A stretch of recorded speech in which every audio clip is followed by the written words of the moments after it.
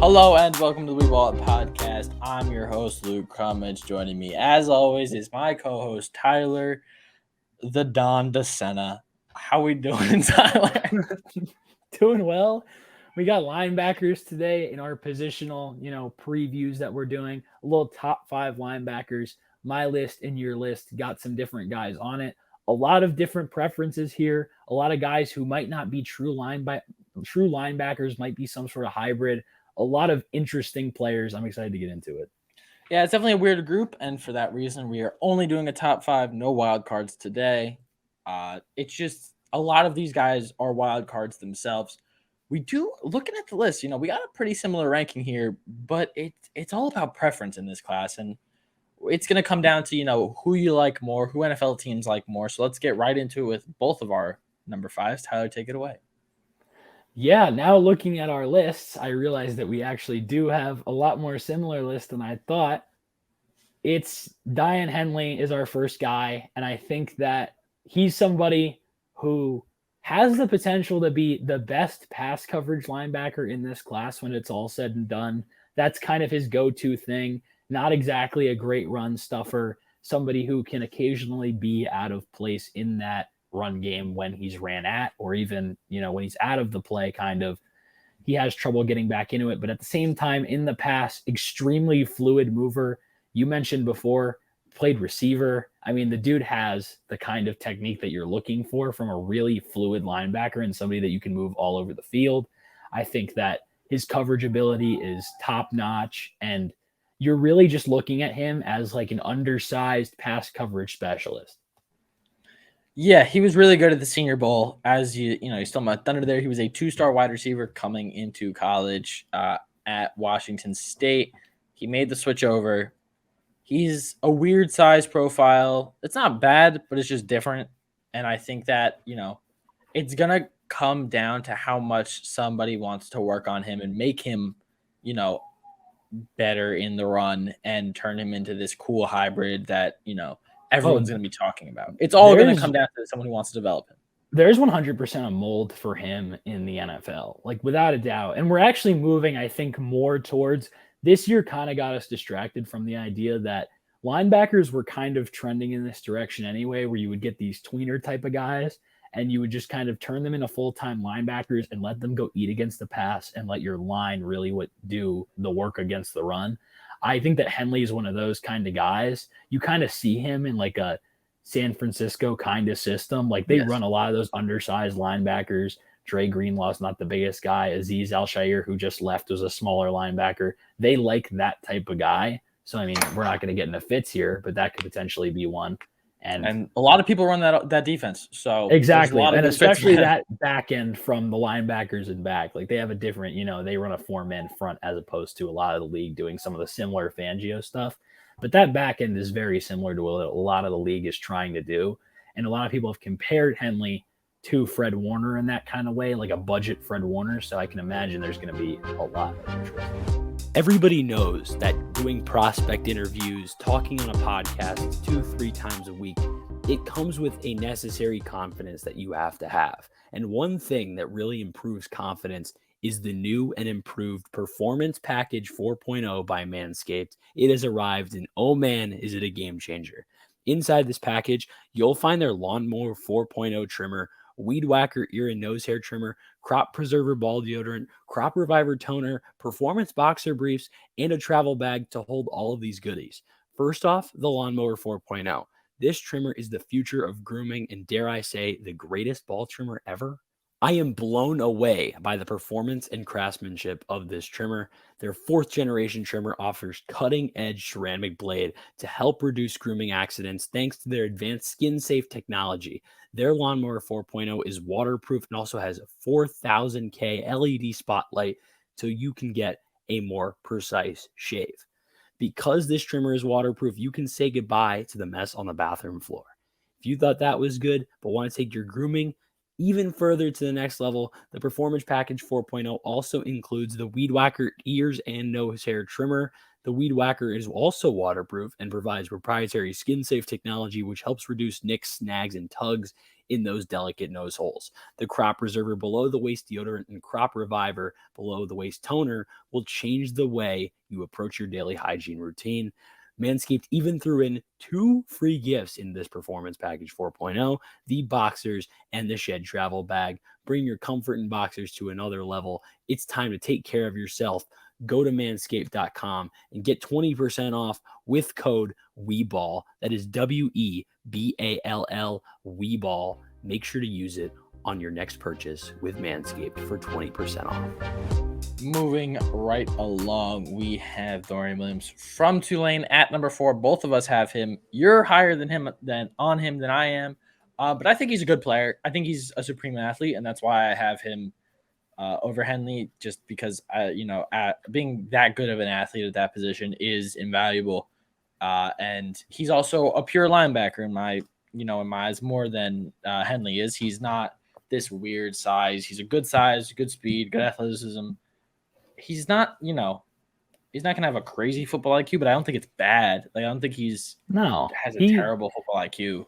He's not somebody. There are a lot of linebackers in this class, including, I would even say, a couple above where we have Williams, that are guys who you often see in the run are kind of, in the wrong place, may over pursue at times, kind of find themselves in bad scenarios. Williams is one of those guys that plays linebacker the way that I'm looking for it personally, where he sits back, he scrapes against the run, he'll be patient. He'd be okay with giving up 3 or 4 if it meant you're not giving up 20, which is kind of the way that I look for it. I'm not looking for somebody that, might go 1 for 3, but the one's a big stop and the other 2 are 20-yard gains. I want somebody who would rather give up, 2 or 3 every time. And that's kind of like, I think, the way that Williams plays. And I think that the best thing about him outside of his athletic ability is that dude's trigger. When he locks onto something, it's special. I posted a couple of clips on Twitter today, actually, of him just like locking on in the run game. And as soon as he knows where that ball is going, whether it's a run or it's a pass, even if he's in pass coverage, his way to go get to the receiver or get to the running back if it's like, a run play, or get after the quarterback if he's playing a spy roll, the dude just goes and he's able to he's like a heat-seeking missile out there. His pursuit is phenomenal. Yeah, he's literally like a fighter jet out there. Like, he locks on and he's there instant. He's a supreme athlete, and that's why I have him at 4, not 5. And I think he's going to be a good football player. This is where we differ, right? These next 2 is kind of where we get into it. We're going to go over some fits for these guys at the end, just because, it's a weird group. You kind of got to shake it out a little bit, but this is where we differ. This is going to be the big talking point. I have Simpson here at 3. Yeah, I think we could probably just talk about each of them individually. I mean, I have Simpson 2, and I think the name of the game with him is potential. You don't really see a guy who's polished at all on tape, but you see flashes of everything you would want in a linebacker. You see flashes of a guy who can make stops in the run game. You see flashes of a guy who can blitz when he needs to, a guy who can make big plays covering guys. He's actually not bad in coverage, but what you see is that IQ of playing the position is still not entirely there. He needs to get more accustomed to it and trust his instincts, because a lot of times you'll see him and he's just a beat late on everything. And that's kind of what I was talking about, why I like Williams so much and why I'm higher on him than I think most people are, was because of the fact that trigger is so fast. I think the number one thing that Simpson has to work on is that trigger.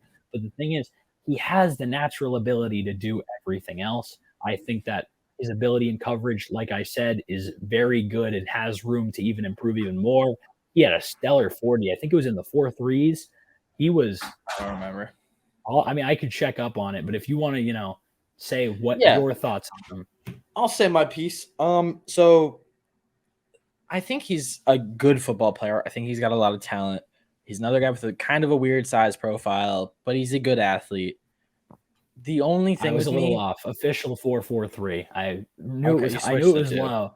Yeah, I was thinking like high 4.3s. It's 4.43, which, like I said, just absolutely crazy. Freakish in a linebacker. He's, the athletic archetype that you'd be looking for if you're looking for somebody that might be a tad bit undersized. Yeah, so again, he is a tad bit undersized, but he's fast. It kind of makes up for it. He had production, not this year, the year before. And this year it was completely gone. And I don't know why. Clemson tried to use him in a different role that I think is more of the role that he would be, playing in the NFL.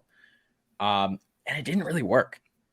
And their defense was not good. I mean, you look at even the South Carolina game, Spencer Rattler and the boys blitzed them. And it's just, I think he's going to go high in the draft, right? Like, I think he's going to be he has the potential to be the first linebacker off the board. But if he's the first linebacker off the board, you're going to have to invest so much effort into him. You're looking for a ceiling. You're not looking for a player that is going to step in and compete right away. You would kind of hope that maybe he could go like top of the second round to one of these teams that's still rebuilding, and you're not looking for him to be an immediate piece on like a contending roster. You're looking for him to be somebody who could, grow into an elite starter, but somebody who will definitely take time. And like you said about his role at Clemson, I think that they asked him to do a little bit of everything, and I think that it kind of drew away from a lot of the stuff that you wanted to see him do.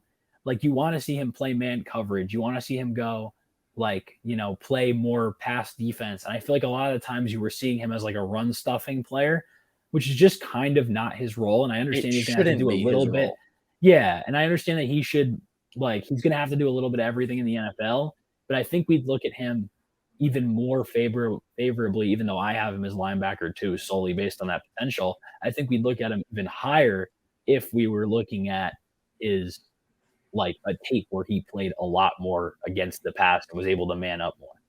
Yeah, being a highly rated defender and going to Clemson, like those things all bode well that he will be able to develop, because you look at some of these other guys that have come through there and they put out dogs, man. Like but a lot of them are guys who need work, even if they're, on the older side. Like, look at Dexter Lawrence. Dexter Lawrence needed work coming in, even though he was a senior who stayed an extra year, could have declared the year before. And he was a top, 20 pick, but still he had a lot of work to be done.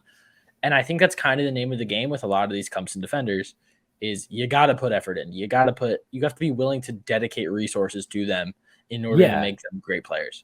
They put out freaks. That's just kind of what they do. They're so undeveloped. But they just need the time and resources necessary if you're going to turn them into top flight guys at their position. We kind of saw what happened with Isaiah Simmons. If we're going to talk about, we talked about a good example in Dexter Lawrence, other guys on the defensive line, specifically like Christian Wilkins balled out, he's become a top flight defensive tackle in this league. But a guy like Isaiah Simmons, who has been moved around a little too much for his own good, played kind of out of position, not gotten those resources dedicated to him. Coaching staff has never been the best. We've seen what he's kind of turned into, and a lot of people don't look at him as somebody who is worth the position he was taken at. So you are going to need to just invest a lot into his development. But I think if you do, this is somebody who's only coming out. This is somebody who's only coming out as a junior. He's still a young guy, and you have the potential to make him a star linebacker. He's one of these guys that if you play your cards right, could absolutely blow all these other linebackers out of the water because that potential is just so high. I think we talked enough about Simpson. Now we're going to move on to my number 2, your number 3, a guy who I've watched a lot of because he was at Alabama, and that is good old Drew Sanders. So Drew was a tight end quarterback in high school. He comes into Alabama as an edge, and now he's a linebacker. So I think he has an underratedly high football IQ, but I don't think he reacts quickly enough on it. Like, I think he knows what's going on. I just don't think he has that trigger that we talked about. I think it shows up in the run game. Yes. I think when he sees a pass play, it's kind of hard for him to find work. Like, if he's in his zone, sometimes he'll just kind of sit there, even though he might want to be meshing at some point with another zone to try to make a play. I think that a lot of times he just kind of feels out of place, which I think is where that edge background comes into play.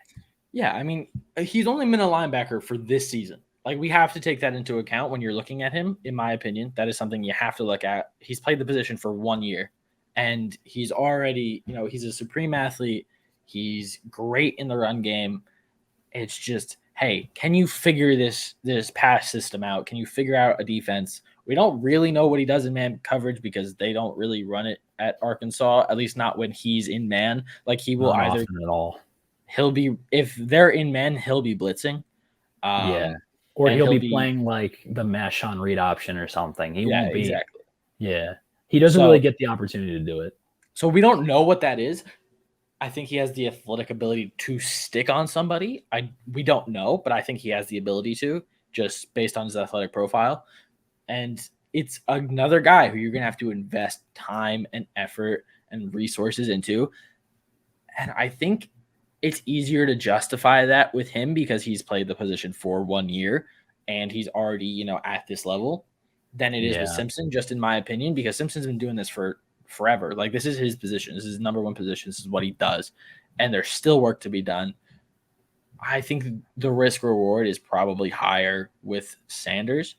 I think you're looking at a higher floor with Sanders, like just because the fact that I think he can come into the league immediately and be one of the best run stuffing linebackers like that he can be a better version of what like a Landon Roberts is right now. Exactly. At his very floor.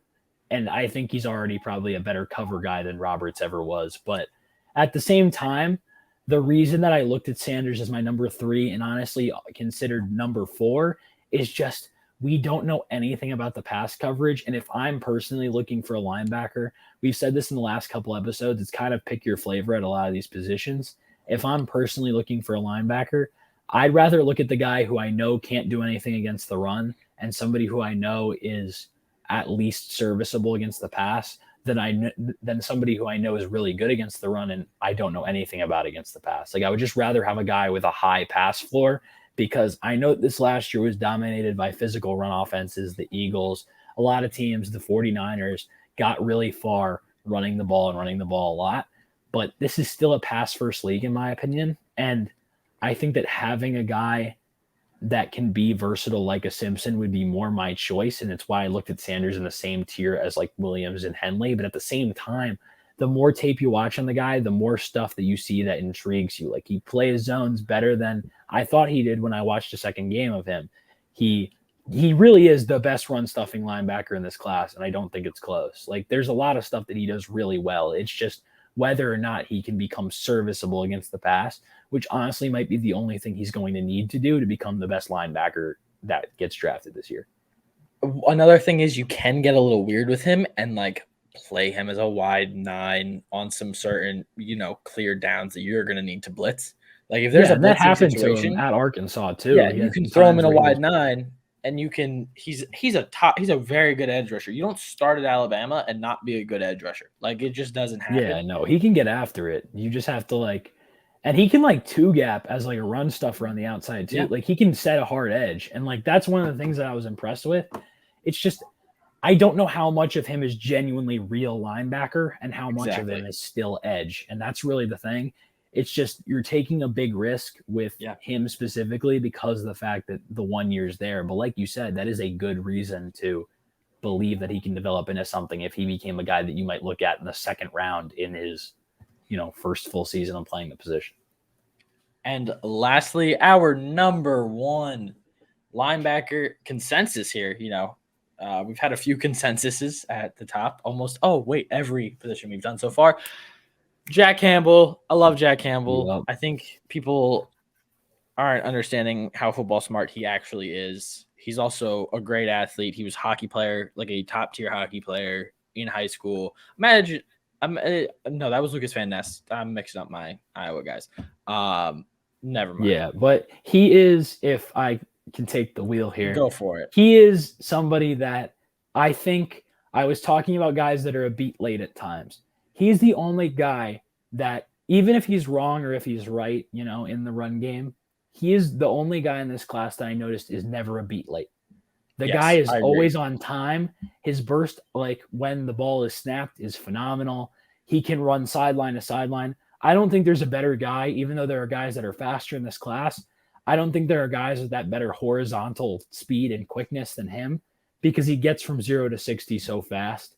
He doesn't run the pipe or anything. You're not going to see him going out and guarding a seam on a Tampa 2 kind of look or him having to guard a tight end going up the middle. It's not his game. But the thing is, In pass coverage, he can do just about anything else. You ask him to man something that's crossing the field, you'd feel really confident in it. If you ask him, if you're going to put him in a situation where he's got to play, a deeper zone, and you're like, okay, this could be a run, but if it's a play action, you got to go back and you've got to get back there. He can do that too. There was a play against Ohio State where he thought it was going to be a run play. He bit pretty hard on the run, but it was a play action. I know what play you're talking about. Yes, and he bit so hard, and he still came back like 7 to 10 yards deep and made an acrobatic interception because he has insane recovery speed.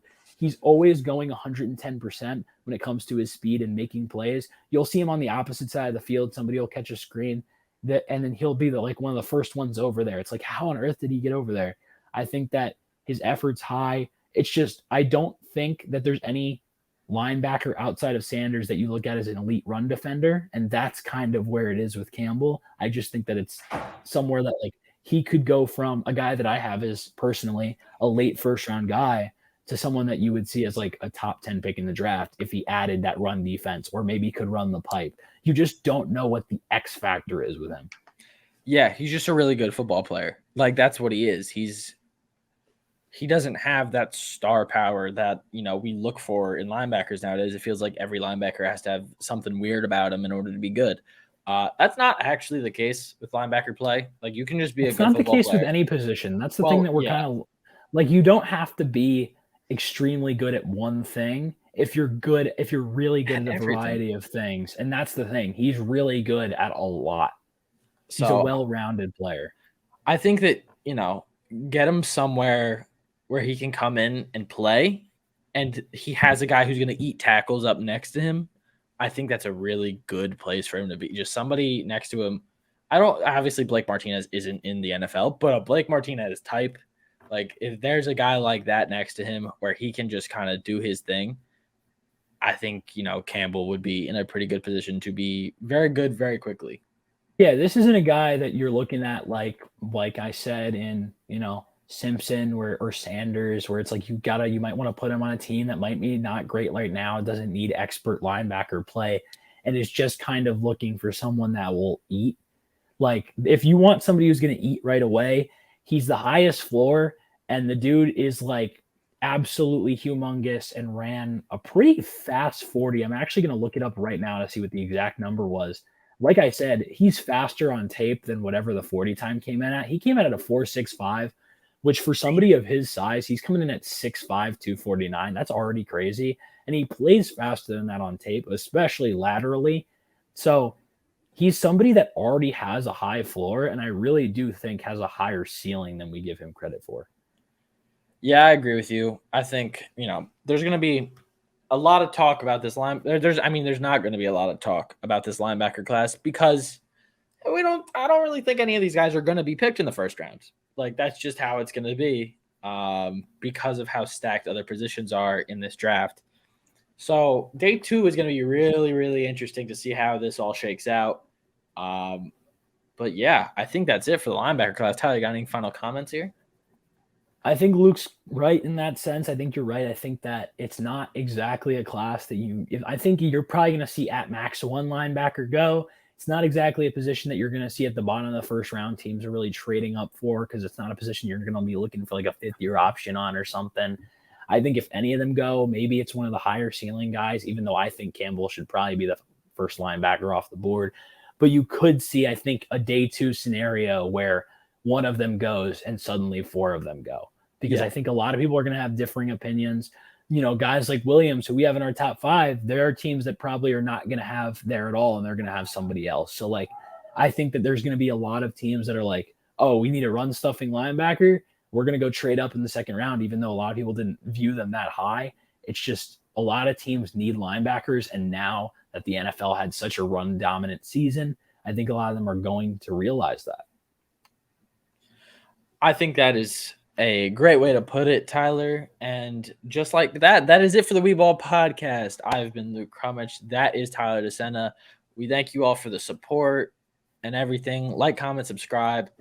That's it for us. We're going to head out. We hope you have a great day. Thank you so much for listening. Peace.